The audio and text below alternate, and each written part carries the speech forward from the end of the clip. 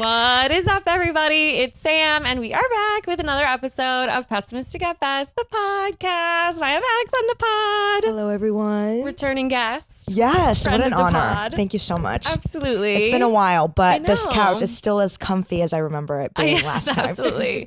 There's something fun about like also sharing the same seating situation because Yes. I just feel it's nice. I feel close to you. Cozy, we're comfy, we're ready to get into it, chat about everything under the sun. Literally. I'm glad that I get to have you back on since doing Good, Bad, Ugly, because I was thinking about it the other day, and I think that that's when my podcast kind of found its niche. Because you even saying that last time you came on, I was doing more Rosebud Thorn. That Yes. feels like such a throwback. Yes. So it was like, what was the highest? What's the low? I don't remember what I stated, but Yeah. I remember, I don't think we're going to get as, it wasn't as juicy as we're going to get into it now. Exactly. And Yeah. I think like being able to do it opens you up to talk about things that didn't just happen to you in the last week. Exactly. Yeah. Yeah, we're reflecting on some bigger issues that are Absolutely. bad and ugly. Yes. And a little bit of pretty. Yes. But Right. A little bit of good. Just a small taste. Yeah. Two bad things, one pleasant. I love it. It literally fits with the title of your podcast. Totally. So, yeah. I'm all for it. Well, I'm excited to have you back. And I think something that I wanted to ask you about, because we were chatting a little bit about like networking and just all of those things. What's your stance on networking? I feel like you're very good at it. I think that I can be good at networking when I'm not overthinking it. Yeah. When I'm actually focusing on who the person truly is. Yeah.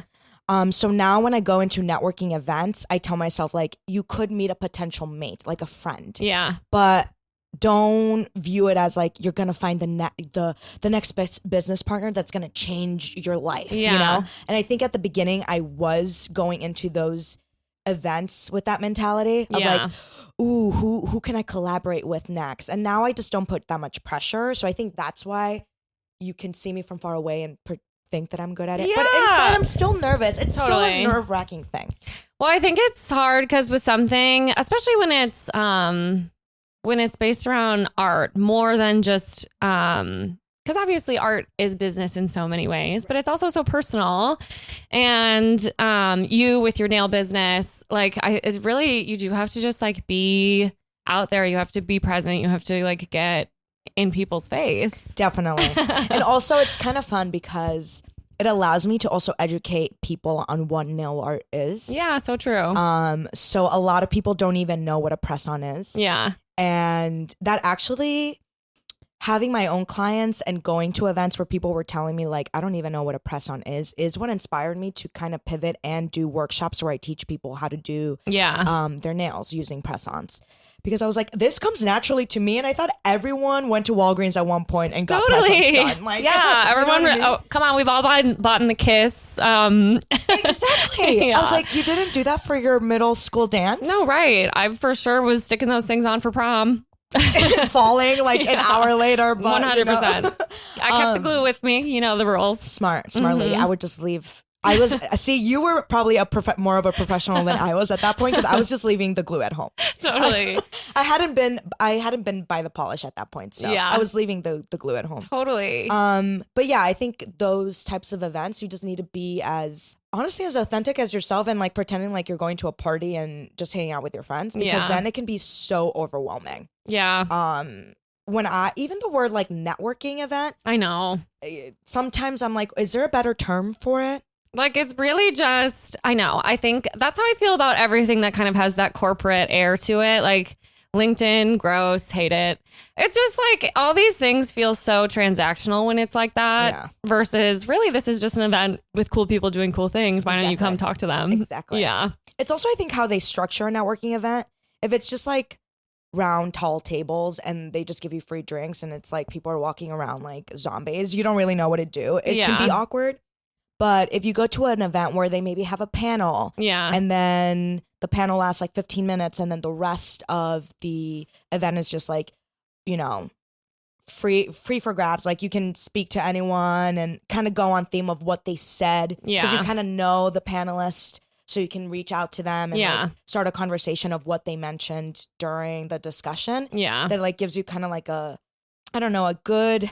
good segue for a conversation than just going in like cold turkey. Yeah. But I will say, I've been to multiple events where someone just comes up to me and they're like, "Hi, how are you? This is my name and this is what I do. And what do you do?" Yeah. And for me, I'm like, wow, it's actually so bold, so daring, so direct that I find it refreshing. Yeah. Okay. Yeah. I like that. Yeah. Because it doesn't happen that often, or at least not Totally. to me. So when it does happen, I'm like, thank God somebody was brave enough to like come up to me. I know. Well, it takes some of the, otherwise you have to be the one. Yeah. So it takes some of the pressure off. When did you first like figure out that you wanted to do nails? My earliest memories of me doing nails were literally like, there's a particular summer, maybe around, I don't know, somewhere in like 3rd, 4th, 5th grade. Okay. So that, that youngster side of me is what started like really liking art. Mm-hmm. And I remember just doing like my aunt's nails. Mm-hmm. Oh, I love that. Like, on like a kitchen table. Yeah. And literally telling them like, for $15, you don't have to go to the salon. I can just do your nails. Yeah. God knows if I was doing them right. But they would actually like, they would call me back. They're like, "Oh, Alex, do you think you can come back and do that little cute floral look?" Cute. Because I started with florals. That's the easiest design that you can start getting into. If you really like nail art and you want to explore how to get into it, start with like a floral look. It's easy. And yeah, I would just make like side money to buy snacks or anything, or like a cute little bag at Marshall's, you know? Like, of course. I was collecting my little side cash and having a little girl fun day. You've always been a hustler. Always been a hustler. I think that's amazing. Even the story you were telling about how you got your studio space, I'm very inspired by it. Yeah, me literally like stalking the owner of my studio so I can totally get So I was telling Sam earlier while we were having lunch that I scouted some studios online and I reached out to a certain studio and they weren't getting back to me. So I literally drove to the studio, stayed in my car until someone came out and requested to see, to have a viewing of the spot. And right then and there, I was like, sign me up. I want the lease. Yeah. So yeah, if I really want something, I will do anything to get it. You go after it. Yeah. I think that's awesome because you don't let anybody tell you no. Exactly. Yeah. Exactly. So yeah, and then after that, in middle school, I started just literally collecting nail polish. I would be that girl that had different colors on her nails every single day. Yeah. Like my schedule was go to school and after school, paint your nails. Yeah. Like that was my life. And then in high school, I started playing around with more designs. Mm-hmm. So I remember there was a certain era of my life in which I would go on Facebook and request from my peers, like, what design do you want me to do next? And people would submit that's fun. Themes like the Bull, SpongeBob. I remember Powerpuff Girls, and then I would post it on Facebook, and people would be like, "Oh my God, she picked my design!" Yeah, that's so cute. It's the cutest thing, and I think that I've always had this thing for buy the polish without even knowing. Yeah. During COVID, it was like a dark time. Totally. I was getting my master's, and I just needed like an escape. So that's when I started Buy the Polish on Instagram as a blog. And that slowly evolved into brands sending me products so I can review them and their nail polishes. I really got into like the indie nail polish community. Yeah. So think of like Essie's, OPI's, China Glaze, and think of the antithesis, like small batches of really funky colors with crazy glitters. Yeah. Indie. The name says it all, indie nail polish, right? Yeah. So I really, really liked that, especially since it was a time where supporting small businesses was such a huge so crucial. thing. Yeah. And I felt like that was my way of contributing to a dark time of supporting and shining light on small nail businesses. Yeah. Bigger brands also reached out, but my main focus was indie. And then I took a break when I moved back to the city. To Chicago. When did you? What year was that? April 2022. Okay. Yeah.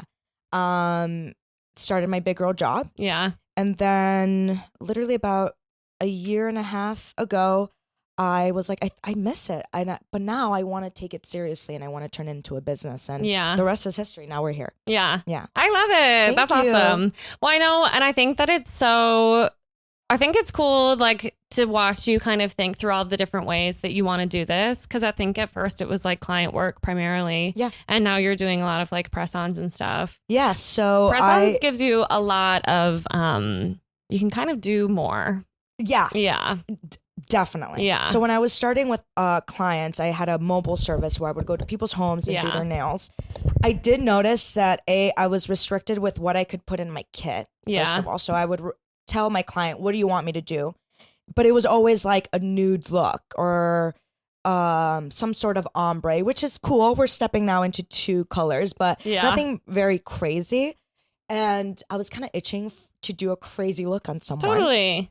So then I started pivoting into editorials, fashion shows, and I was like, okay, I really, really like this. Mm-hmm. But I immediately going into that sector of the nail world, I was like, well, I want to do it without worrying of actually doing my work like on site. Like I don't want to go to a photo shoot and paint everything by hand the day of. Yeah. That's not efficient at all, right? Very time consuming to do a press on set.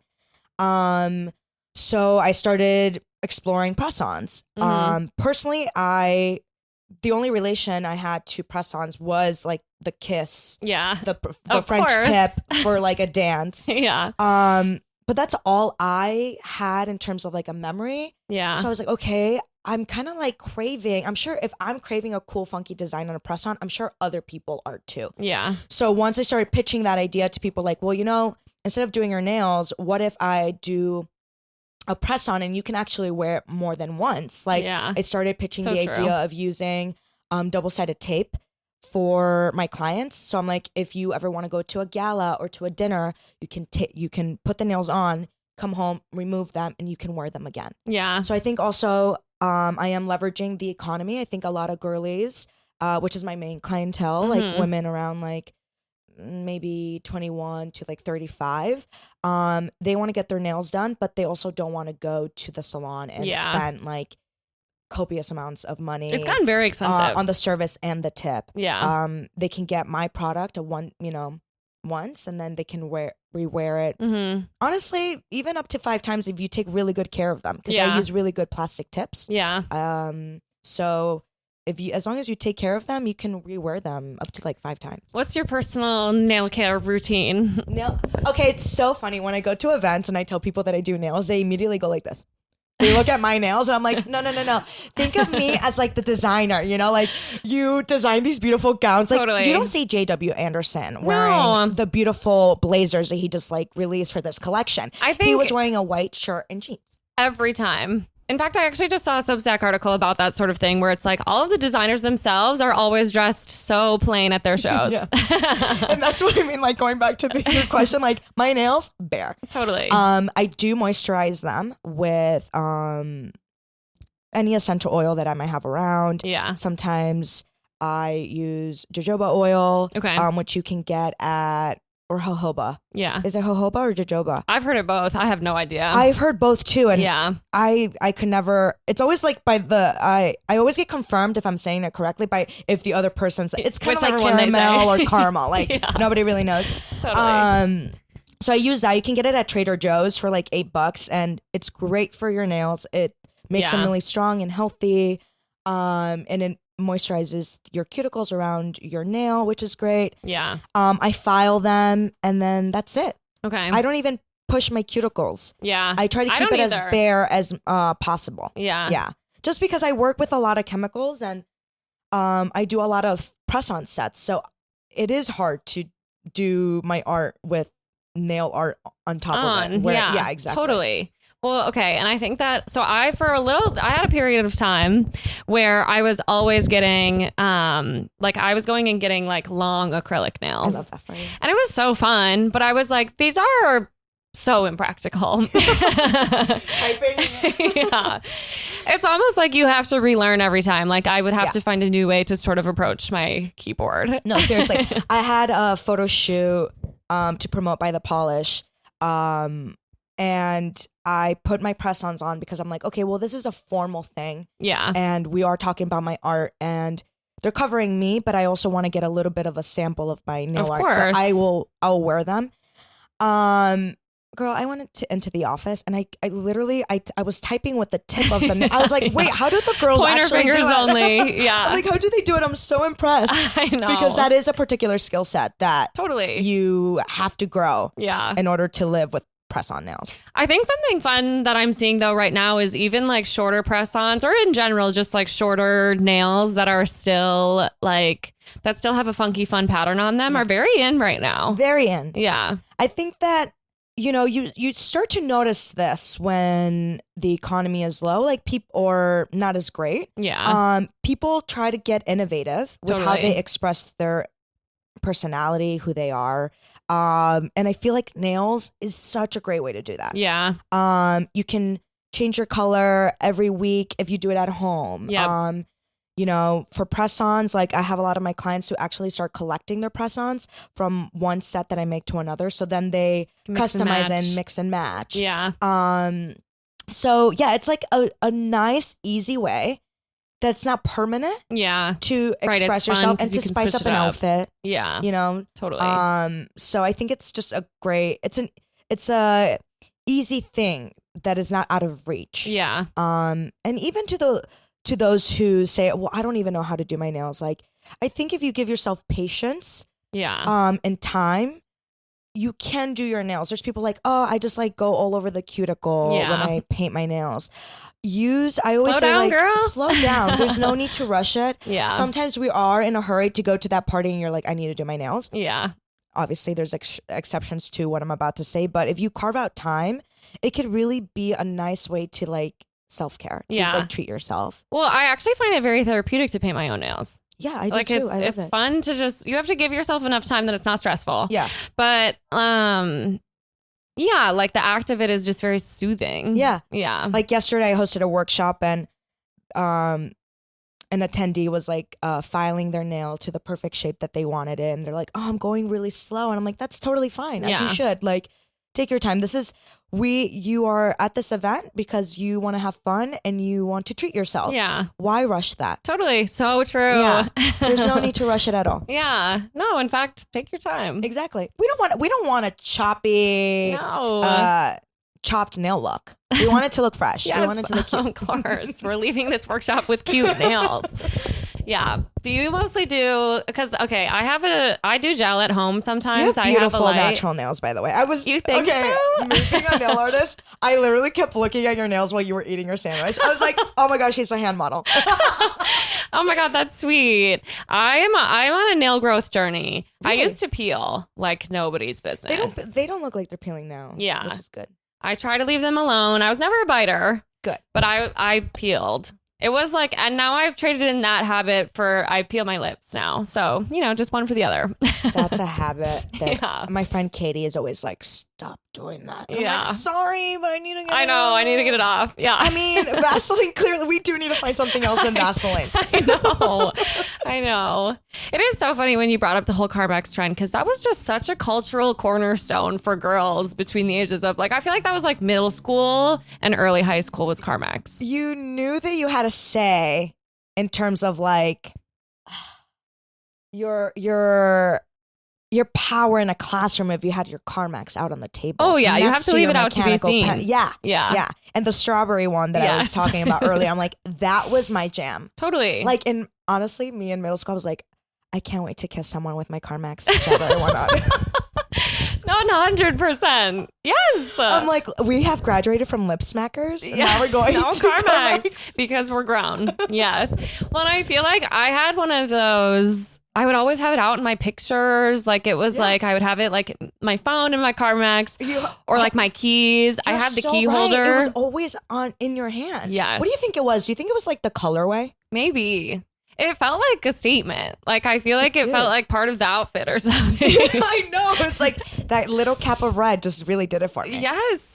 And then, we found out that they were actually horrible for you. So bad. Well, I don't even know. I know they still sell it, obviously. Like, it's a staple, if you will, at a Walgreens or a CVS. But do like third graders still use this? I don't know. Should we survey the public to see what's going on with Carmex? I'm like, are they doing Burt's Bees? Yeah. Oh, I feel like Burt's Bees is the feels thing. like the thing now. Yeah.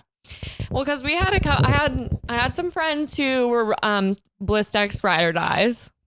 I love that. Which was so funny. I feel like I buy Burt's Bees now still sometimes. Their tinted ones are great. They're great. I actually like their tinted ones better than their the beeswax one. Yeah.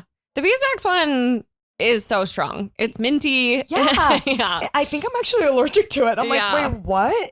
I'm really sensitive though. Like, I don't know if you also have this when you try different lip products. Yeah. But sometimes I'm like, this actually made it worse. It didn't make it better. Yeah, totally. Well, I think that I have kind of accepted that I think for the rest of my life I will have chapped lips. Yeah. It's just And kind that's of why we're going to be peelers. yeah, we're going to be peelers.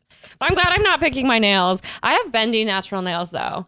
What can I do for that? They bend. No, that's good. You know that actually means that they're really hydrated. Okay. Yeah. You actually it's good. I don't think they're not too bendy. I don't think they're too bendy. I think you're being a little bit harsh on yourself. They look healthy. But I feel like sometimes, like when I do press-ons, for example, which I'm not always the best about, like doing all of the things that you really need to do to make sure it's 100% sealed down.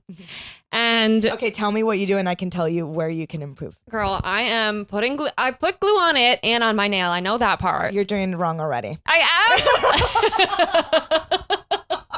am. Okay. Teach me your ways. So you have to start with, do you have like a nail file? Yeah. Do you have a nail does it come with a buffer on one end? Yes. I need to buy a new one, but yes. Okay. So use the buffing side to create a little bit of texture on your nail. Okay. So think of it as like Velcro. That's how I like to tell my clients. Like think of it as Velcro that the glue will stick onto so it would adhere to the nail a lot. So you want better. ridges. Yeah. Yes. Now, I have seen some people, they go crazy. They go back and forth like 100 times. No. For beautiful nails like yourselves, we also want to maintain them, take care of them. So I always say like do the 1, 2, 3 trick. Okay. 3 times. If you go a little bit more than that, you might be damaging your nail. Yeah, that makes sense. So you don't sense. want that. You want a little bit of texture, kind of like you're sanding, a table so you can polish it again, right? Yeah. You want to remove that first layer of polish, but you don't want to completely like dent the wood or whatever. Yeah, exactly. And then you could put the glue on the press-on itself, or you can do it on the nail. I like to just do a little dollop on the actual nail. Okay. Don't go too crazy. You do not need too much. And then hold it. You need to hold it. So you need to go at a 45-degree angle.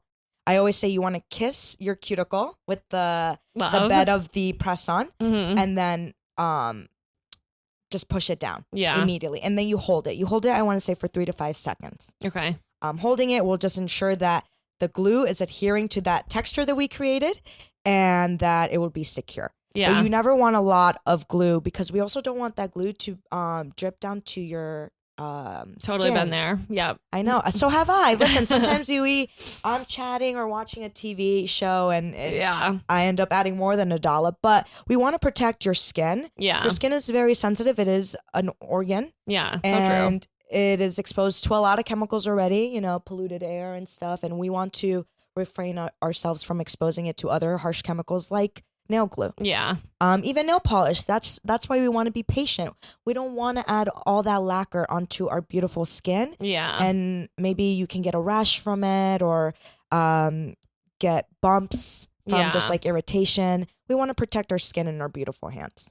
Yeah, 100%. I feel like, well, okay, so what is your take on, like, there are so many different ways that you can do your nails. And I know now, like, for so long, I felt like people were really people were going and doing gel. Mm-hmm. And now on TikTok, my TikTok is always talking about contact dermatitis. Yeah. That's all over my TikTok right now. Yeah. Which is something, my understanding is like that you can get from gel manis mainly.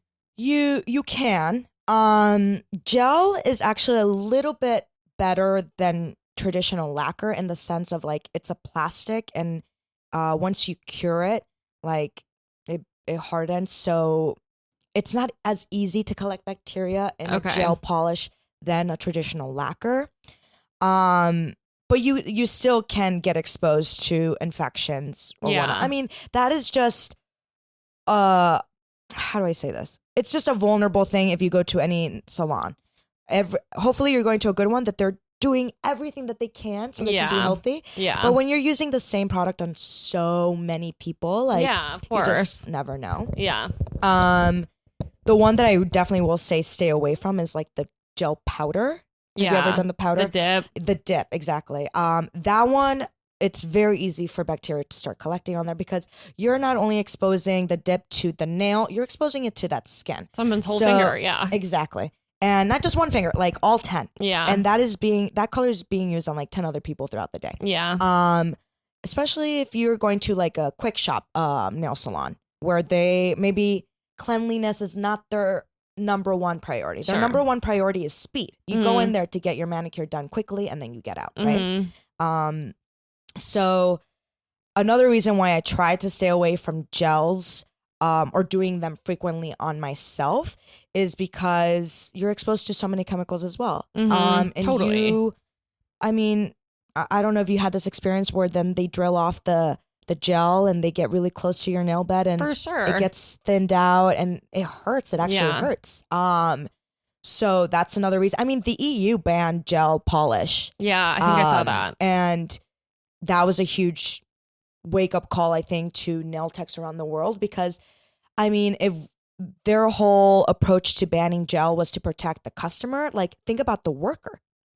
Yeah, so true. Who is doing that all day long. I mean, I recently got a fan, like a charcoal filter for my studio, and it literally tells you if it's green or blue, it's like good air quality, orange, it's like medium, red, it's like bad. Every time I whip out my gel so I can work on press-ons, it turns red. Yeah. Because it's filtering out so many chemicals that are going out into the air, right? So I actually like the ban of gel. I mean, although I might sound like a hypocrite because I use gel for my art, I use it on a press-on. I don't use it directly on the client. Yeah. That's why I think earlier when I was telling you I'm trying to swerve away from having private clients is also because I believe that a press-on is a little bit healthier for my client too. Yeah. And that's something that I'm trying to be mindful of. Yeah. There's a level of separation there. Yeah. Yes. Yeah.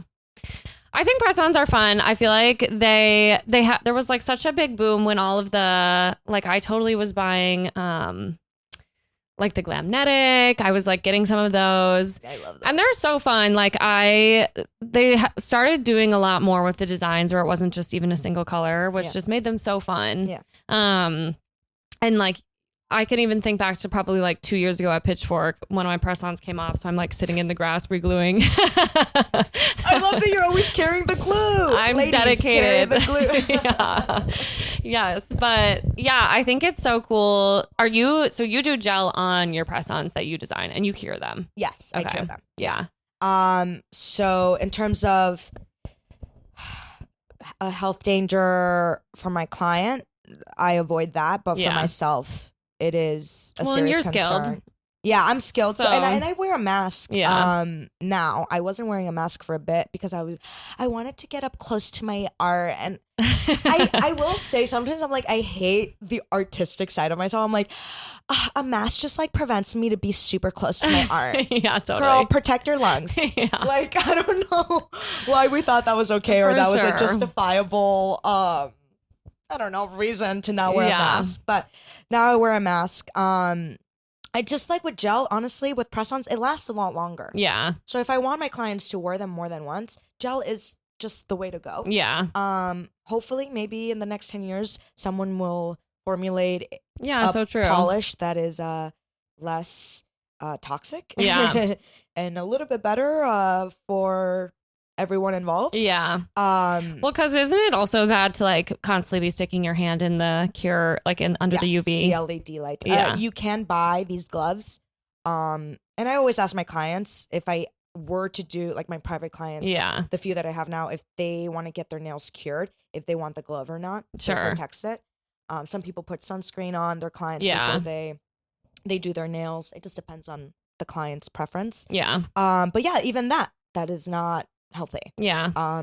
Just think of all that LED light that's being exposed to your nails. If you do your nails every week, a tanning bed for your hands. Exactly. So that's also not good. Yeah. That's I will say I love the industry that I'm in. I love nail art. I mean, going back to, I've had this thing for it ever since I was little. It was my way of expressing myself. But, you know, on the flip side, it's also so sad of how hazardous it is and how the history of it all, of people working at salons, their health wasn't a priority. Totally. You know, we've gotten to this point in 2026 where people are taking it more seriously. Yeah. That's so true. But Yeah. wow, that's a long way from where it all started. Yeah. You know? Well, I think it's always so fascinating because so many beauty practices are obviously like typically performed by women and performed on women. Not always true, of course, but I think like so much of like the historical context about what we do to our hair, what we do to our skin, what we do to our nails, and so much of it is honestly kind of a little bit bad for you. Yeah. And bad for the person who's performing the service. I mean, when I think about that too, it makes me think of like perms. Even the 80s hairsprays. Imagine all the hairstylists back in the day that were smelling all those fumes. Yeah. I feel for them. Yeah. Because I know after a long day, I remember this past December I had a lot of workshops and I was developing a bunch of press-ons. Okay. I probably developed designed over 1,000 press-ons. Wow. Because I had so many workshops and I had to curate a bunch of different sizes and I had a lot of attendees and all of my press-ons are hand painted by me. That's why I value them so much because like there are little canvases that I'm sharing with the world. But I remember there being days where I had the worst headaches and it was from smelling all the fumes. You know?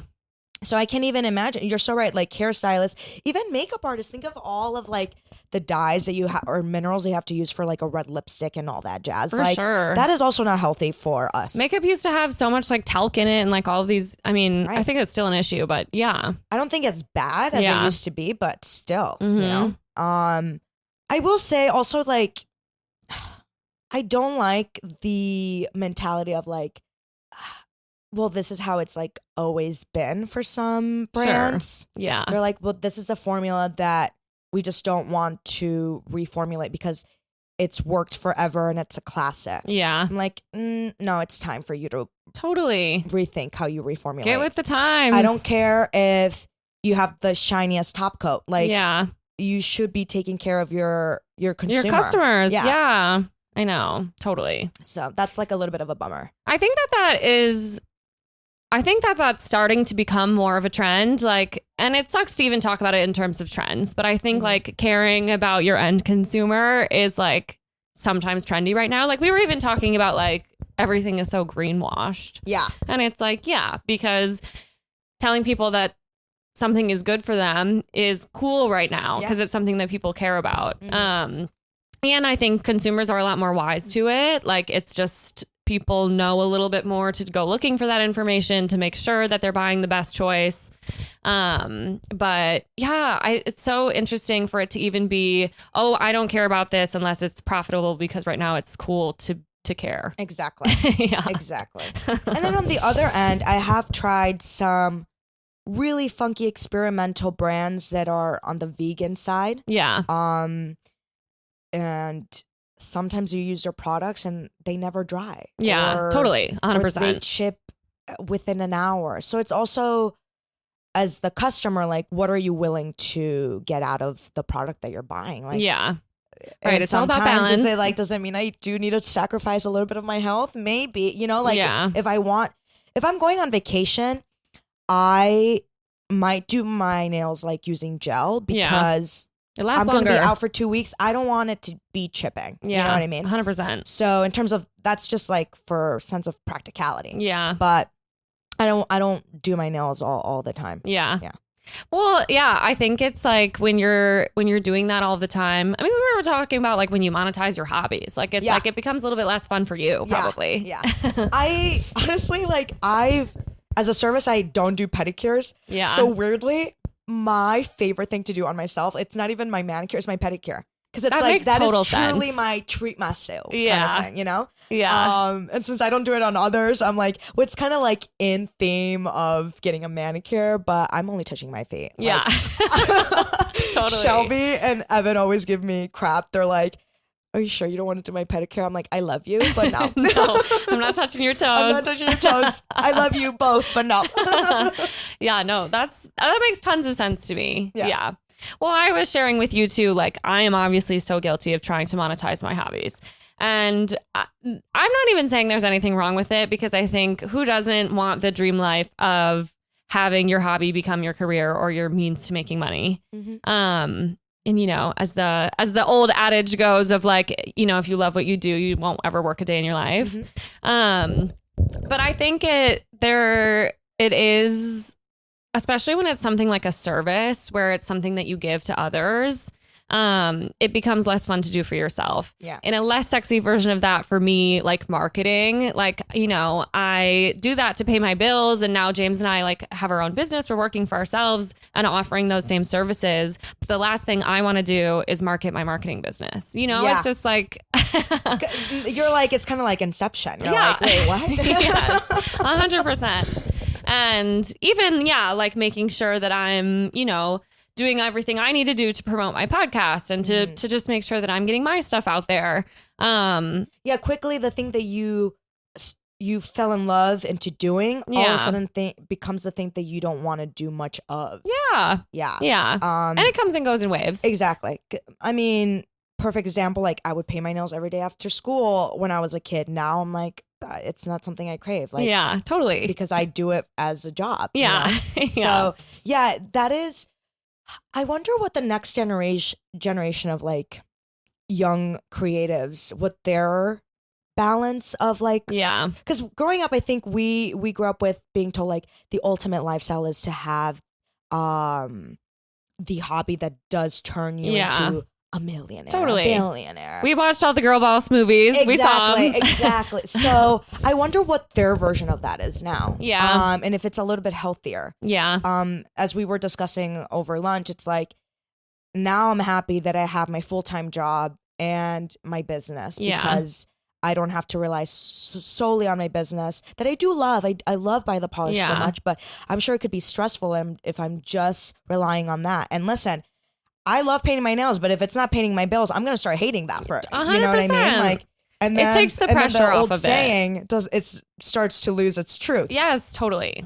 Completely. So, I wonder because now 14-year-olds are starting their business online, selling whatever, even if it's slime. Yeah. You know what I'm like? I don't think we were exposed to that level of monetizing our hobbies online. No. You know, like we probably like did a little stand at like a library outside of our house or something. You know, that's how we would monetize our little hobbies. For sure. But I did a lemonade stand. Entrepreneurs from an early age. 100%. Yeah. No, and I think that that's such a new... Well, it's so fascinating because in general, I think so many kids these days see the internet as a money maker. Money grab. And people want to be streamers. They want to be YouTube famous. They want to sling products on TikTok. And it's like, it's just and no shame, because guess what? It does make lots of money if you can be successful at it. But it is such an interesting thing to almost desire, because it's like, YouTube itself isn't always the job or whatever platform. It's whatever you're doing on it, whatever niche you've carved out for yourself. But it's almost like they don't have the niche. It's not the niche that's driving the desire. It's just being on the platform. Exactly. And something to keep in mind, it's like it might seem glamorous from the outside, from the screen, but like behind the scenes, you know, influencers I feel like there was a part where being a YouTuber, when it started getting like trendy, people are like, oh, because it's easy, but it's actually a lot. Oh my gosh, it's so much work. Yeah. As people who work on social media or like rely on social media to promote their business, content creation, full-time job. Exactly. Yeah. Honestly, I'm thinking of hiring an intern totally to do that, because I love to paint. I can cultivate an event for you, focusing on press-ons. I can do all that jazz. I can even go to a networking event. Yeah. And be schmooze. Can I do a reel every single day? I know. No. I know. I'm not that type of creator. And it would kind of be frustrating when I would go to networking events, kind of tying it back to our earlier conversation. And people are like, oh, well, you just need to go on TikTok. Oh, I'm like, but that's not in my nature. And I also don't want to force myself to do something just to get 10 more clients, get 100 more followers. Like, I know, you either like my product or you don't. Yeah. For right now, that's how I feel. And sometimes I do wonder, like, is that mentality halting my success? Yeah. Right. But at the same time, but it's is like, it the kind of success you want? exactly. Yeah. And am I prepared for that? Because if I do get the 100+ followers, let's say, and I get out of those 100 followers, I get 20 more customers. Mm-hmm. Do I have the bandwidth to paint more nails? Yeah, just so by true. myself So right true. now as we speak, right? Mhm. Hopefully, I can scale up. We were talking about scaling businesses. That's always part of the process. But I don't like when people are like, well, just go on it because you can make an easy buck just talking about a product, or I know. you can review this or that. I'm like, but that is not what I want to do. That's not. There's other content creators for that. Yeah. I won't be that. I won't be contributing to that genre of content creation. For sure. Well, okay. And I think it's funny because when you look at like a marketing agency or something, that is a whole group of people hired to do marketing for a product, a service, whatever it is. Mm-hmm. And you have like a content creator, you have PR, you have somebody who is like doing the social media, somebody who is, there are all these little roles, copywriter, the actual content creation, videography, graphics, whatever. Yeah. And then and I think it's especially hard for people who, like, when it's based around something creative, like you have this like artistic endeavor that you really care about, but then you're also expected to be a full-time content creator and take on all of those roles too. Literally, you summarized what I was about to say. Yeah. And like, think of how many things you listed just within this like minute. Yeah. And there's probably even more roles. For sure. Right? And there's a person who color corrects the footage that you develop. There's the director, there's the stylist for a shoot, whatever it might be. There's other components, and there's no way that I can do all of it. Like, I will try my darnest to do it. Totally. I've been doing it till this day, but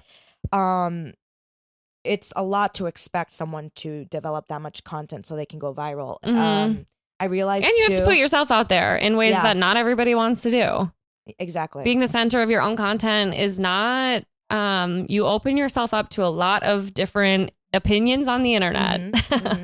And by the polish, sure, I am the nail artist behind it, but it's about my art. It's the nails. Yeah. It's not, I am just the person behind it. But I don't want to be the core of by the polish. Totally. I completely understand that. Yeah. So why would I want to go viral using my face and reviewing products and all of that when that's not what I want to begin with? Yeah. But I think it's also like, right, like we have a standard of what success is, and having that video that has billions of views or whatever it might be is I know those are the metrics people care about right now. Yeah. And I actually, funny enough, I don't know if you see this within your own sector, but when I go to old school nail artists that like, I always like to do this thing where I open a magazine and I go to their credits for people who worked on shoots, and I see like nail artists. Yeah.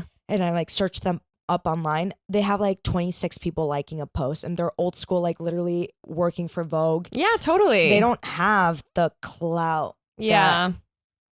That, let's say your modern age. Well, there used to has. Just be such a different way to promote yourself and meet your people and get your name out there. Yeah. And now people rely so heavily on the internet for that, which I think I'm guilty of doing sometimes. Like, I think that's why I think it's cool how much networking that you do, or whatever other term we choose. But because I think it's a good reminder that like getting out and being part of your community and talking to people in real life is going to do more for you, your business, your art, whatever, than anything else will. The internet is the people who follow you and like your stuff are far away. Oftentimes they might never actually buy something from you or whatever it is. Like, and I think it's so interesting because like followers, likes, comments, those are all such vanity metrics. And like, it doesn't always translate to anything. You could have millions of followers and like still the same amount of people are buying something from you that someone who has 100. I have met people in person, and online they're selling either themselves or product, service, whatever they're into. And they seem so passionate. And then in person, it's like, oh, yeah, that's the thing I do. I have like a team or yada, yada. It's like, you start to realize it's not even their passion. It's not something they crave. But online, how sad is that? It comes across as that, right? Yeah. So that's, I think like when you meet someone in the real world, you really get a sense of what they're in it for. And I think that going back to like greenwashing and the vegan labels and all that, if you're a conscious consumer of how you want to spend your money, like that is something that you take into account. That's an attribute that I take into account. Like, okay, are you just doing this though to be famous? Yeah. Or are you doing it because you genuinely love it? You love it. Yeah. Even if it comes with the pro or the pros and cons. And the cons, you know, are minuscule because there's way more pros and you just love it so much. Yeah. And you can always tell. If someone genuinely loves something, you can always tell. Yeah. Yeah. And that's why I like meeting in person. Yeah. And also, you get to hear like the BTS of it all verbally. Yeah. It's like they're telling you the story of how they got an idea, how they started illustrating a kid's book, and then that's inspired them to write a novel. Like, wow, that's so cool. I like that way better than watching a 10-second clip of you. Yeah. You know? 100%. Yeah. You get so much more from that. I view now, honestly, I don't know if you view it this way. I view my Instagram as like a portfolio. Yeah. And even if I do post, let's say something small, like samples of nails that I've been working on, let's say, I still view it as like contributing to my portfolio of like, oh, this is maybe the first stage of my nails. Yeah. Here's how I start my job or my work. And that's fun storytelling in and of itself. Like, I think like documenting the journey of something. And that's why, like, I mean, I have like 4 separate Instagram accounts, you know, like, it's like, I still see value in social media. I think it's just changing a lot. And I think it's changing very fast. For so many reasons. Like, I think that social media is something that initially started as a place where you were supposed to build community. And then it kind of got overrun with ads and you don't even see any of your friends on your Instagram anyway. So you're like, I just end up shopping. That went out the window and now I'm buying stuff. Now it's just an avenue for me spending money. So, but I think that like there's something nice about having that like archive of like, this is everything I've worked on. And also being able to control that a little bit more for yourself, because it's nice to also be like, this is how I want to view this work. Really good point. I recently, every quarter I go into my tags and see like, who tagged me, what do I still want to be associated with, and aligning it back to ultimately you and we're developing brands. Yeah, like, totally. What do I want people to feel when they go onto my page? For me, I definitely want to give like the Midwestern charm with a little bit of fashion experimental. Yeah. With like a little bit of a twist, a little unconventional twist. Because I think I'm like right in the middle of nail art and fashion. A little bit, totally. Based on like the nature of my work and me working on fashion shows and stuff. But then I go back and I see, I'm like, oh, okay, well, this doesn't align with my brand anymore. But I still have, if you look at my tags and you scroll all the way down, I still have like old swatches from when I started my blog, because I do want people to see like, oh, Alex, like she's evolved with this. For sure. This is not what it was in 2019 when she started. That's how I feel about my podcast. Like, I think when I think about going back to some of my very first episodes that I recorded, which is literally just me and a microphone, no guest, it's a little bit more scripted. I love that. Like, I'm like, listening to that back is so cringy, but I refuse to delete them because I think it tells a really fun story about where I started and where I am now. Yeah. I also, it's comforting for the next generation who wants to be the next Sam. Exactly. I like to sometimes go on really successful YouTubers' pages and actually click from oldest to newest. Yeah. And see what their oldest video is, and comparing of, it's kind of like a really nice reminder for me of like, well, Alex, this is where they started. They were literally filming in their car. Yeah. And now they have a full studio. Totally. And doing whatever they might be doing. Well, and that's like embracing. Well, first of all, I never want to like deny my younger self. Like, sure, she's cringy. She's so lame sometimes, but like, I love that girl. I know. Like, you feel for her. Yeah. And like, I think to delete that would be a disservice to me and my journey and my growth. And also, it just doesn't even feel honest. You know, like Yeah, you have to do something, and you have to do it poorly to even figure out if you like doing it at all. Definitely. I don't know. One trick that I highly recommend to any people that are just like, they've been thinking about starting their own business, or even just posting their art online, whatever it might be, but they're scared, is that you can always produce art, content, whatever it might be, and you have the choice of archiving it. Yeah, 100%. I'm trying new methods, like right now I'm getting into film. I'm trying to capture my content using a film camera, and that's been a fun thing. And I'm sure I'm going to look back in a year or two and be like, okay, that I was experimenting and that content was great for the day that I posted it. Yeah. But now it's not aligning and I've outgrown it. But archiving it allows you to, like, I go through my archives a lot and say, like, I'm really proud of you, because although you don't have this public, like, this is when you started to play around with this. Totally. This is when you started experimenting with, like, mixing songs on a reel. It wasn't great, but I did it and I was proud of the work that I did. Yeah.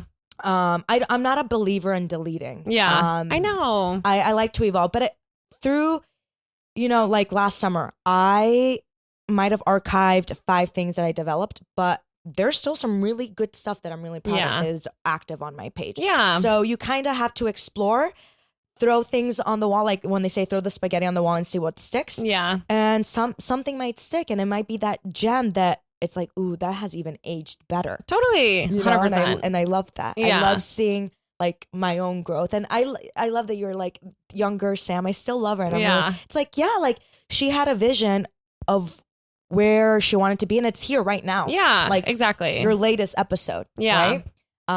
And I think that's the most rewarding part of having something that's your own. Yes. And, like, that's just a part of the creative process. Like, if you want to do anything even remotely creative, it's going to be cringy at times. That's just kind of the name of the game. Yeah, I agree. Even, how do I say this? Even having, you pitch an idea and nobody likes it, and you're like, you feel like an idiot. Like, feel like an idiot for a second. Yeah. Like, why did that not work out? Totally. What can I learn from it? It's always learning opportunity. Always. I think the more comfortable you get with that, actually know that you're more likely to succeed. My mistakes have taught me so much more than any of my even remotely small successes. Same. Same. Yeah. Yeah. I know. I remember when I started pitching by the polish. Yeah. I wasn't using, like, I'm a nail artist. I would say I'm a nail tech. Yeah. And I remember that felt kind of weird, and they're like, okay, so do you have a salon? People would associate it with a salon. And I'm like, why is my message not clicking to people? Yeah. I had to change my verbiage. I noticed that, like, based on the community that I surround myself with, a lot of other artists and people in the fashion industry, like, nail artist was a term that was easily digestible. Yeah. So you mold yourself through those mistakes. Totally. Sure. I was first using nail tech and nobody understood what I was saying, nail technician. Now people are like, oh, so you do nails. Tell me more about that. Right. So now the way that they connect with me is different. It's easier. There's no roadblock. But there was months in which I'm like, why is there a roadblock every time that I say I am what I am? Yeah. I don't get it. Why, like, why is it so hard for people to understand that? Yeah. And at the end of the day, also realizing, like, you are the only advocate for yourself. Yeah, always. Oh, so what are you going to do about it to fix it? Yeah, right. No, I know. That's why I think it's always like, your journey is in your hands. And that doesn't mean you're always going to go the right way. Yeah. But that's okay. That's how you figure out, it's about the journey, not the destination. Exactly. Exactly. Okay, well, let's get into your good, bad, ugly. Okay. We'll start with your good. My good was that I had an incredible, successful workshop yesterday. Okay, yes. We were talking about this earlier about the pub. Yeah. So it's a print-only publication based in Chicago, something that I stand by and support fully. They're all about building community, and I like being part of that mission. Yeah. Cultivating an activity in a space where people can come and do their nails. I did like a paper mache technique on nails using their actual newspaper. That's so cool. So Wait, I love that. I wish I would have brought That's it so so you can see immersive. them. They're so sick. I have not seen this technique done before, like actual using the newspaper. And what I liked is like the front of the nail had the verbiage or the print, but so Yeah. did the back because it's That's a clear cool. press on. Yeah. So when I was telling the attendees, I'm like, yeah, so when you raise your hand or where you wave, people are going to see the design even in the backing of the nail, which is I love so that. cool. But everybody was really into it, and I feel like people were building connections with each other, which is my favorite part of these workshops. Just getting to chat with people and hearing, like, I don't know, my favorite thing is like seeing someone file their nail and they're like gossiping about what they did during the week with somebody next to them that they've never met. That's my favorite part. Totally. So that was not even the good. That was the most beautiful highlight of my weekend or week, actually. So that's what I have to rave about. Okay, I love that. Yes. No, that's so cool. First of all, I think it's really cool that you were able to tie it directly back to the pub in such a literal way. I tried. It reminds me of like doing silly putty with newspaper, which I used to love doing when I was younger. Like if you would if you take silly putty and you put the newspaper on it, it would like have the print on it, which was so fun. Wait, I never did that as a child. Now I want to do it. Yeah, it's so fun. Or like, or when I'm gonna say Tootsie Rolls. That's not what I mean. Fruit roll-ups. When they would like, you could stamp newspaper on them, which I don't think is good for you because then you would eat it. But I do remember this. That was so fun. Yes. Yeah. I try to be very intentional when I do my collaborations. Yeah. So I use By the Polish as like an outlet for things that I truly believe in, like local businesses, local artists, or small initiatives like the pub. How can I use my platform to share my art? I can get creative, but also shine light on what they're doing. Totally. So I try to get very creative. I'm really happy that I was able to support them one way. Hopefully someone can see my reel when I do the summary and they're like, oh, I want to check out the pub and see what they're about. Like that is my mission as a creator and how I leverage my art to support other people that I follow. Yeah. You know, I read the pub. I go to their open mics and I love it. It's part of me. So why not embed that through my art? Yeah. Well, I think that's the funnest thing about collaborations too, is it's just like, how can we find something that feels like mutually creative and interesting and beneficial for both parties? Yeah. And I love that. That's so cool. Yeah. It makes it more rewarding. Also, it doesn't feel like a job. Yeah.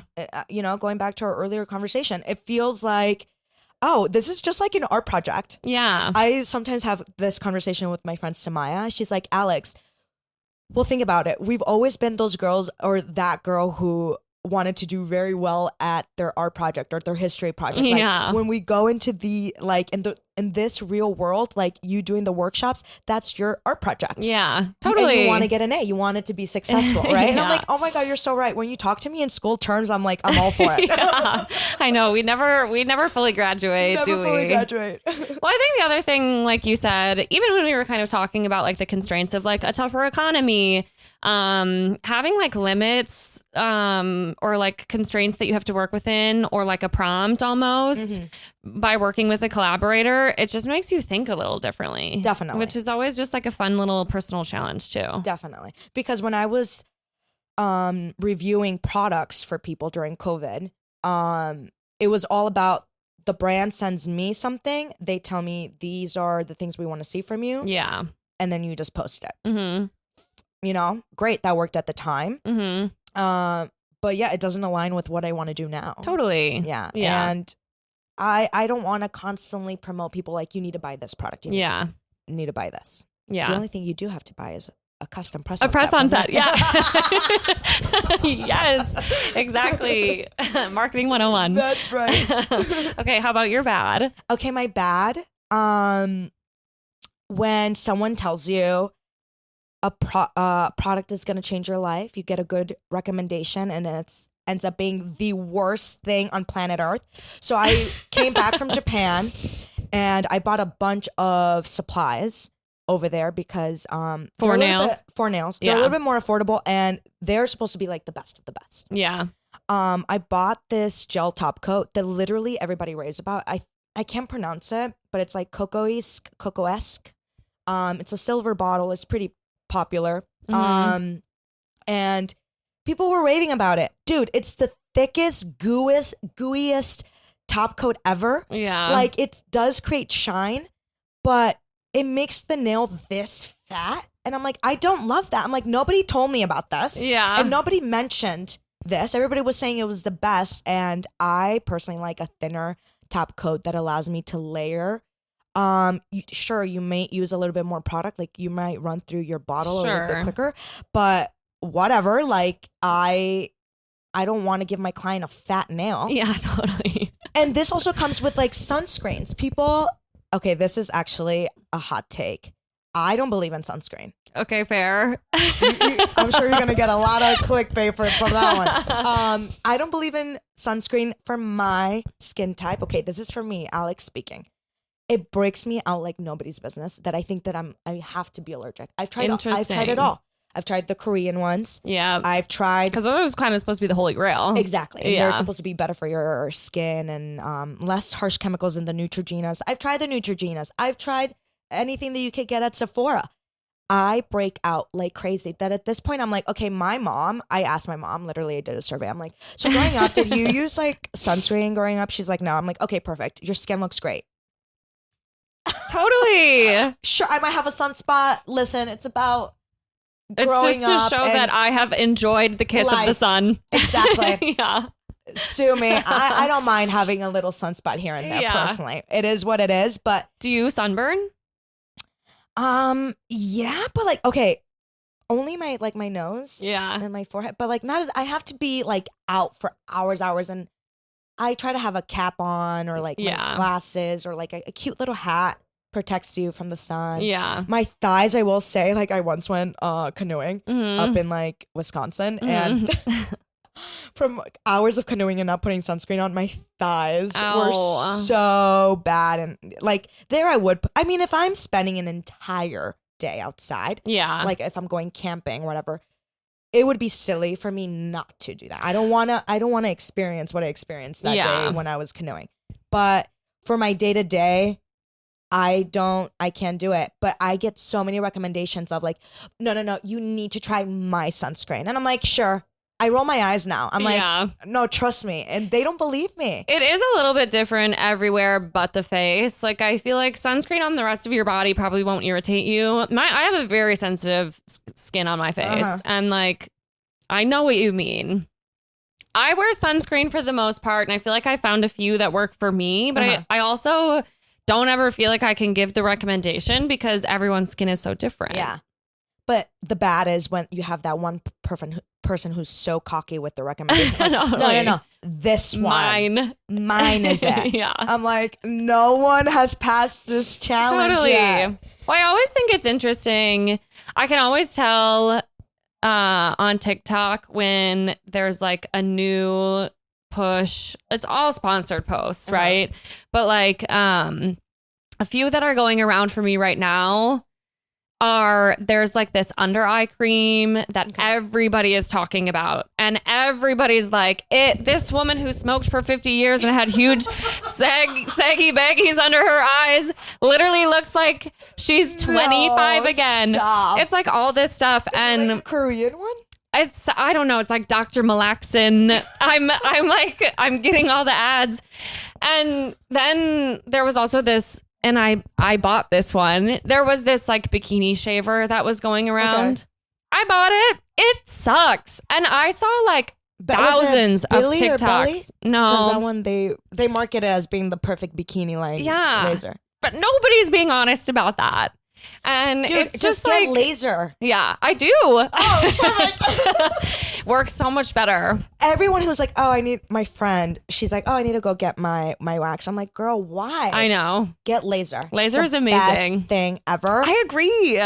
My life changed. Like Same. even going to, I don't know if you felt this, but like every time I was like planning a date to the beach, my least favorite part of planning was shaving. Yeah, all the pre-work you have to do.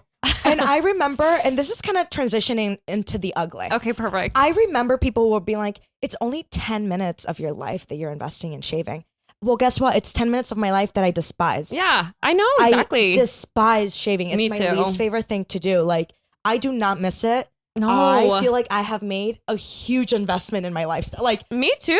Best money I've ever spent. Best. Yeah, it's awesome. I can't complain. I will say I have seen like reels of when my boyfriend tells me that he knows me, but he doesn't know me as well as my laser lady. Yeah, totally. I mean, obviously. And I'm like, yes, I've never been that up close and personal with anybody. So how's your weekend? Yes, and right. And we get to gossip the whole time. Literally, it's the best. But like my butt cheeks are spread. It's crazy. It's better than any wax experience I've ever had. Yeah, waxing hurts. I mean, laser hurts for sure. And I think it kind of goes in like an arc of hurting. Yes. Because, well, they increase the power of the laser. You are obviously are also like starting to decrease the amount of hair that you have to zap in general as you go on. But it reaches like a point there where I was like, oh, this hurts. Yeah, okay. I'm glad that I'm not the only one. My first 3 sessions, I remember being a little cocky. Yeah, I know, totally. Excuse me. I felt a little cocky being like, there's nothing. Yeah. This is fine. But it's stage, 1, 2, 3, Yeah. not that major. Getting into the 5, 6, 7 sessions, right? I was like, oh my God, this actually is insane. I'm seeing like stars I know. everywhere. Then it was okay. Yeah. And then, I mean, I don't know. This is maybe now my 15th session. Yeah. This last one I had, the most painful one ever. And I'm like, I know. does it depend maybe on your body, like your temperature, how you're feeling, if you're on your period or not? Like, I'm sure that adds to it. Because I'm like, I should be an expert by now. I know. And it hurt so bad. It hurt than the first time I ever experienced it. It was crazy. Well, and I think that like, because I went for a long time and then I took a break. And like the one that I go to is Milan or whatever. Milan laser? So do So I love it because you can keep going back. Yeah. Do you go to the one in Hyde Park or the one on Halsted? I go to the one on Halsted. Okay. Well, and there's one that's opening just off of Western, like over here. Oh, you're so lucky that you're so close. Yeah. Oh, I love that. Yeah. But I like, because I liked them. I even went to them like when I lived in Madison. Oh, they have one up there. That's great. 2.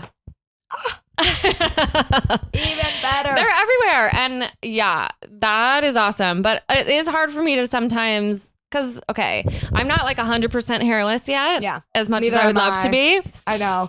Have you noticed that you're more OCD with your hair now? Oh, for sure. Yeah. Okay, sorry. 100%. Me too.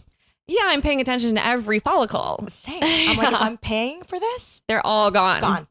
But then it's sometimes, I even have to gear myself up to get ready to sort of be that intimate with my laser lady, because I'm just like this. I have to do the maintenance first to shave and get ready and be presentable to you.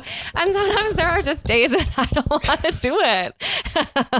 It's just the things we do. No, seriously. Also, I don't know if you do this, but I always hide like my underwear in like the pocket of my chain. I am tucking them into my pants. Yeah, and like I think that's just courteous. That's very nice of us. But also, I'm like, the underwear is the least of their worries when they're saying so many other things. 100%. In fact, they're seeing nooks and crannies that I have that I've never seen on my own body. Exactly. They're like, oh, so what would you rate? Because they always tell you like, what would you rate your bum area or the back of your thigh in terms of progress? I'm like, I don't know. You can tell see me. Yeah, 100%. Because I can't tell. I'm like, I'm not looking at my back like that. Yeah. There have been instances where I've gone in there and I didn't do quite good enough of a job on shaving and they've had to shave me before they go in with the laser. And I'm like, well, this is so embarrassing for me and you. No, don't worry. That's happened to me too. It's always that one patch that you're like, of course. I couldn't see it. I couldn't see it. Yeah. But they do. They do. Oh, and they always say, and I'm going to get a razor just to get a little bit that's left behind. Yeah. I'm like, they're so nice about it. I know. God bless you. Literally. Because imagine carrying that machine. Oh, I know. Over their shoulder. It weighs a lot. It weighs so much. It makes tons of noise. Yeah. I'm thankful for the cool air that it blasts on me. That's a lifesaver. I'm like, have it blasting. Yeah. Have it. I want it to be Antarctica. Yeah, same. Because I don't want to feel the burn. Feel nothing. Yeah. I know. I'd rather be completely numb. Exactly. Literally. Okay, so what was your ugly? My ugly is when you tell someone, I'm going to go into so many different tangents with this one thing, but recently I paid to get an oil change. Okay, yeah. Normally my dad does it, but honestly, when it comes with my dad, I love you, Dad. I need to book like a month in advance. Yeah. Oh, I have to do this that weekend, yada, yada. And then the weekend comes and he's like, something came up. And I'm like, are you kidding? Yeah. You're supposed to be my father. Yeah. That's what's the whole point of having a dad. Exactly. Yeah. And then he's like, well, you need to learn how to do it. I'm like, I'm not doing it myself. And then I was complaining in the most daughter way possible to like my friends. And a lot of people were like, well, of course you should know how to do that. Daughters are not meant to change oil. I was just like, I'm sorry, this is ugly behavior. What? You were telling me that I should learn how to do an oil change? Right. I Googled it. I don't want to do it. No, too much work. And also, don't sell out your own community. Come on, us girls, we got to stick together. Stick together. Yeah. So the whole being independent thing, I'm sorry, that's becoming ugly for me. Totally. That's real. Because I'm like, what? Same with like, I don't know. What was another thing? Oh, I take my shoes to the cobbler to get them fixed. I'm not going to be out here polishing my own shoe. I'm sorry. Exactly. And I want to support the cobbler. It's a dying art. That's dying. Exactly. Yeah. Yes. Sam, you understand me. Yes. That's why I'm back on this podcast. Well, I completely agree. Also, like, if someone is getting paid to do that job, let me just pay them.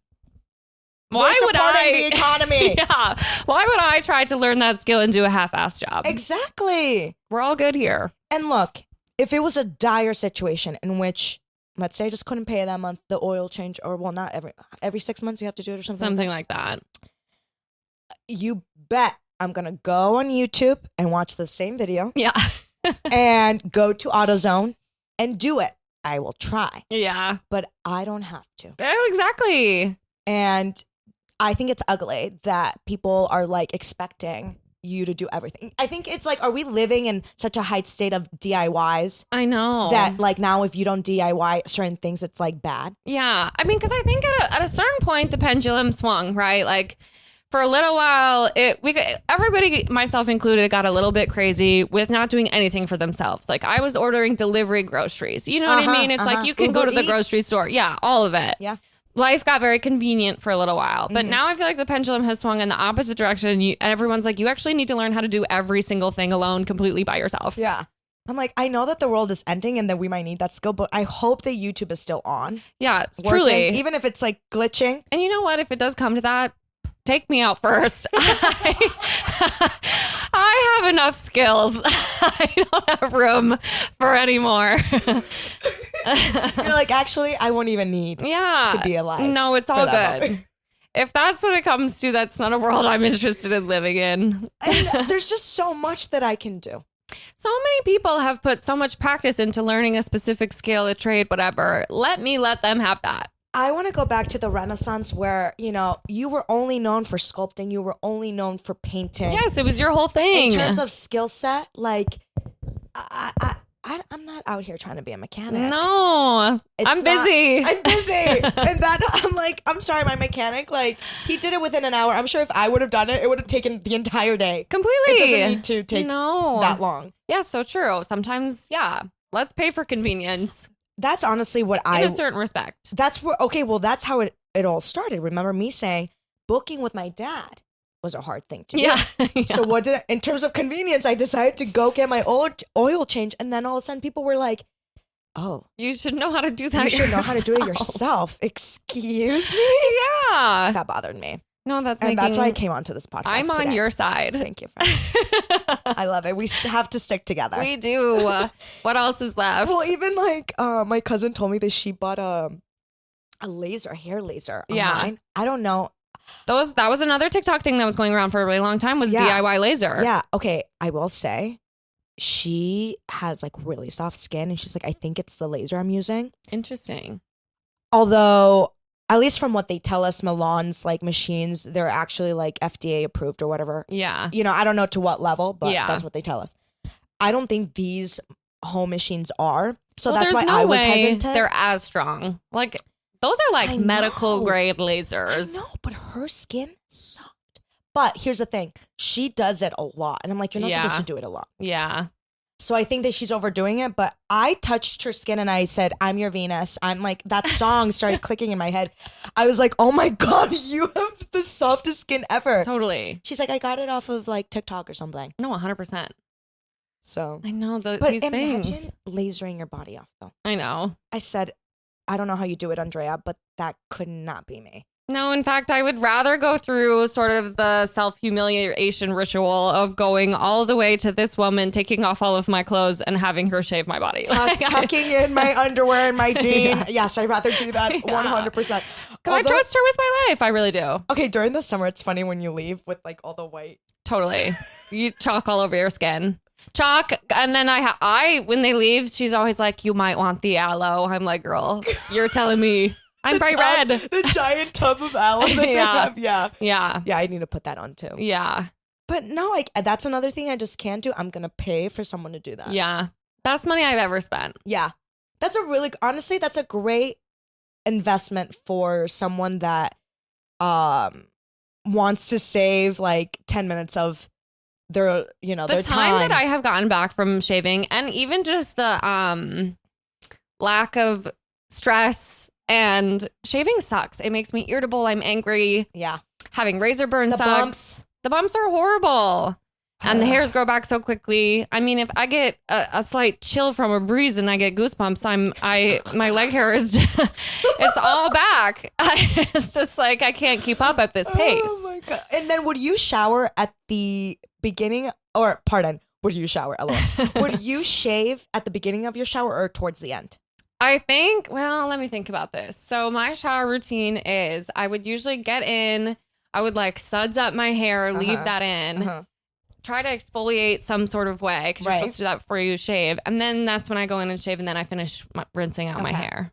I would always save it towards the end because that's how much I despise it. Like, kid you not, I've never liked it. Yeah. No, I remember being awful. a teenager and being like, I have to start doing this? I know. This is horrible. It's horrible. And that's why I would always save it towards the end. Yeah. And then that's when the water would change from like warm to like cold because you're like, okay, now I'm cutting. Totally. The water supply is running low. Yeah. And then the goosebumps would come. I'm like, oh my God. I totally relate to that feeling. Yes. Yeah. No, best money I've ever spent. If you hate shaving and you're not committed to body hair, because obviously that's the other option is you can fully commit to.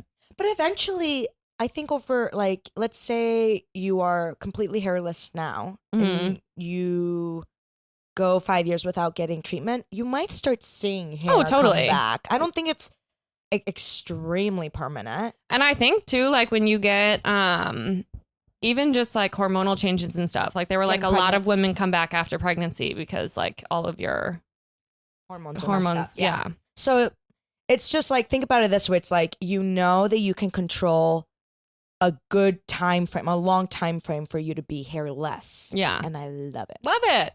What's one area though that's like a stickler? Like for me, my sideburns still, because I have like thick, darker hair here that grows.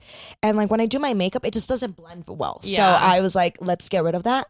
Still won't come off. Yeah, I know. What is there an area of yours? Yeah, I feel like, literally anything around the bikini area was just obviously some of the most stubborn and some of the thickest hair on your body.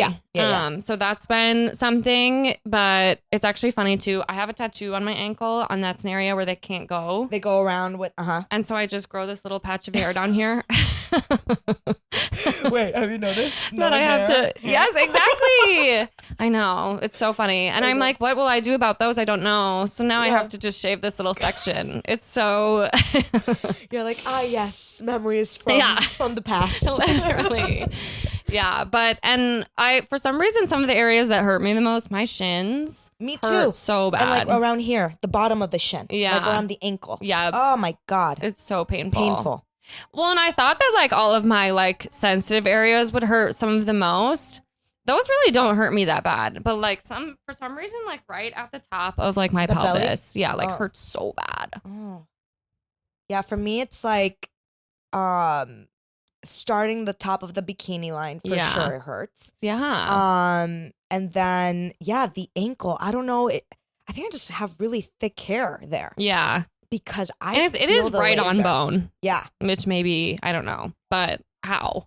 I'm always like, sorry, I'm going to twitch. My biggest fear is that one day I'm going to like kick them. I know, totally. And I really don't want that. I try to be so mindful. Last time I requested 2 squeeze stress balls. Okay, that's smart. Because I felt myself like I could kick them. And I do not want to kick them. I know. I know, this poor woman. I know. I'm like, she goes through enough seeing all of me already. I can't kick her in the face or something. No, exactly. But I mean, sometimes I just like it stings like crazy. Oh, so yeah. I can't. I had this woman who was doing my laser treatment one time. Love her. It was awesome. I was like, this is peak girlhood. There was this, I'm completely naked on the table. She's like doing my backside, and or maybe she was like doing kind of like one of my legs. And she had picked her breasts up. She had huge knockers, beautiful, gorgeous, amazing set. And she literally picked them up, set them on my body. She set them on my leg while she was lasering my other leg. And then we were just chatting, gabbing about her time at the gym. It was awesome. I was like, I love it here. Also, I love that only a woman would understand how heavy. Totally. Oh my gosh. Not only the machine, right? We were discussing this earlier. Also, the breast package. Yes. You're like, go for it. Yeah, please. Take a load off. Use me as a table. Yeah. No, I want this to be better for you and me both. Because if they're happy, yes, you're going to be happy. 100%. Yeah. And that's all that matters. When someone is providing service, I'm always very mindful, even like a waiter, of like, okay, if I make them happy, yeah, I will see that they will be enjoying the work that they do on a day-to-day basis, hopefully just 1% more. I know, exactly. And that's going to make me feel also happy for just and you get better service that way, and you're also just being a nicer, better person. Like it's a full circle. Full circle. Yeah. Definitely. And like, I don't know, working in any service industry job is like, that's the hardest work you can possibly do, because you're working with people day in and day out. Definitely. I once came out of a workshop where it was one of my bigger workshops, and I was talking for hours. I mean, hours and hours and hours. And I went home and just thought about all the teachers out there that have to speak to a classroom of 30 kids. Teachers are doing the Lord's work. They don't get enough credit. Ooh, I just like wanted to go back to all my teachers and thank them like at a deeper level. I was like, wow, I just raising had the next one generation experience in which I felt like, is this how teachers feel? And I was so pooped. I can't imagine you doing that every single day, 5 times a week. And it's such like a loaded responsibility. Yeah. Yeah. Yeah. The next generation is in your hands. 100%. I mean, that is a lot of pressure. Tons. Yeah. I can do it. No, that's why I don't work in that field. Yeah. No, I think that when you have a cool teacher, when you have a teacher who like really made an impact on you, like you remember that for the rest of your life. Definitely. Yeah. Yeah. That's why, people sometimes go on at the Oscars, they say their award, they make their little speech, and sometimes they say that one teacher that gave them hope, or that, they were failing, but they saw how talented they were in their craft or whatever. And they're like, I believe in you. I can see something. Like, wow, those teachers should definitely be making more money and be valued more by everybody. Society. Yeah, definitely. Truly. Okay, well, my last question for you. Yes. Is your hater mode activated today? Is my what? Your hater mode. My hater mode? Mm-hmm. I will say, I think that I always have been on hater mode because I always have strong opinions. But see, I think that is the beautiful thing about hating. You are steadfast in your own convictions. You believe in what you feel. But sometimes I'm telling you, like, I don't know if I just triggered the wrong crowd, If I were to say, I once said the whole sunscreen thing early to someone, and they went ballistic on me. They're like, people are very touchy about sunscreen. You are pro skin cancer. I'm like, never said that. I just said I hated sunscreen, and I stand by that. Yeah. In terms of what am I hating now?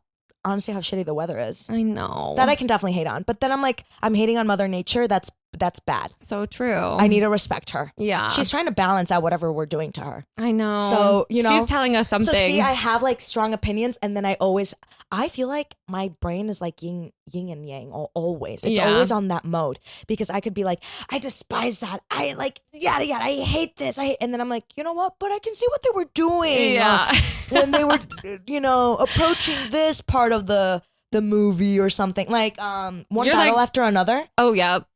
I didn't really fancy it. Yeah, that's fair. I liked, the scene where they're going up and down the highway, or not the highway, in the desert, they're doing the car chase. Yeah. I loved that scene. I thought that was really cool. Cinematically, that was so sick. Yeah. So sick. And they used some advanced technology. Actually, it was like a straight shot. Yeah. They weren't moving, but they just had a very close zoom. Yeah. That made it seem like because the car would disappear over the good. It was genius. But like, I felt like the plot was done just for like the political times that we live in. I don't really feel like it was a movie that was like, I really do believe in this. It's like, no, this is what we're living through right now. I'm just gonna put some people together, some really good actors, and call it a day. I agree. So I got really angry that they took not angry. Okay, I was just hating in my mind of, did you really need to take all of the Oscars? I mean, they took like, what, 5 home? I think? I will give it to, I think I completely agree with you on plot, and it felt a little bit just kind of like low hanging fruit. I'm just going to grab at this political moment. I have also seen since a lot of discourse because the director is kind of claiming that he doesn't want to be political, and it's like, what are you talking about? You just made such a political movie. Yeah. And it's like, okay, easy way out, whatever. Like that's so easy for you to say. Another white guy makes this like kind of politically charged movie and is like, but not me. Right. And then, but I do, I mean, the acting in the movie was pretty good. Yes. It was incredible. I don't know the actress's name. I'm really the daughter. Yeah, she was incredible. She was incredible. I think Chase Infinity, which is also iconic name, by the way. That is such a good name. It's like you were born for Hollywood. Yeah, 100%. Yeah, no, she was like actually amazing. No, she was great. She's going to have a very illustrious career. I honestly think that she outperformed. Now, this is a hot take. DiCaprio. Leo? Yeah. I'm sorry, Leo. I'm like, his character was funny. Yeah. But I didn't think it was like revolutionary. Yeah. I don't know if Leo will be remembered for this role necessarily. Yeah, I don't that's know. fair. Maybe he could. I'm not in the Hollywood industry, but yeah. I just, who I remember is her. Yeah. Chase. No, she was amazing. Yeah. Wow, Infinity as your last name? Chase Infinity. That's insane. Is that her legal name? I have no idea. If that is, it's insane. Yeah. I wouldn't be surprised, but yeah. Or whether it's a stage name, that's cool too. Yeah. Kind of fun to be able to pick a second persona, but also if that's like what it says on your driver's license, that's fucking awesome. That's sick. I do have one more thing. Mm-hmm. The amount of coffee shops that are being like generated around town, or I guess anywhere. It's like, bring back the art supplies, your local nail art supply store. So true. I feel like my take is the coffee shop is the new bar. Yeah, they are everywhere. You know what I mean? I also feel like it's because like there's like this trend of people drinking less and going more sober, and so coffee shops are like the new hangout spot, a new place to meet up. Yeah. And don't get me wrong, I love to get a latte out. Same. But I would also love to, buy something, do something new. Even give me a hardware store, a local. Totally. Bring an ace back. I know. No, they are kind of everywhere. They're taking over. And I'm also like, isn't it such a saturated market? That's what I mean. I'm like, the competition is so vast. They're like, why? You're better off doing something extremely niche. Yeah. Also, if you're opening up a coffee shop, how about you start opening one that's actually late till like, or opens till like 9 p.m. Something different. We don't have that anymore. That's the other thing. Me too. I think that was like such a beautiful thing about living on a college campus for so long. Like in Madison, so many of the coffee shops do that because students will be there all day. Students need to study. Yeah. And then I moved here and I was like, oh, every coffee shop is closed by 3 p.m. 3 p.m. I still want my fix at 6. Same. I don't care if it's unhealthy. Yeah. In fact, it's none of your business. So cut down on, the supply and the demand. If we're really demanding coffee shops, let's just have more hours, open hours. Totally. But I do want like I want a cute little stationery store. Mm-hmm. That I can be social with a friend. Hey, let's just meet up and look around and see what's available for us. Yeah, I miss window shopping. Exactly. Mm-hmm. And just bopping around. And there's just so many matcha lattes I can consume. So true. Well, thank you for coming on this podcast. Thank you for inviting me, Sam. I loved it. This was a blast. I loved it. And thank you guys for listening. We'll be back again next week with another episode. Bye.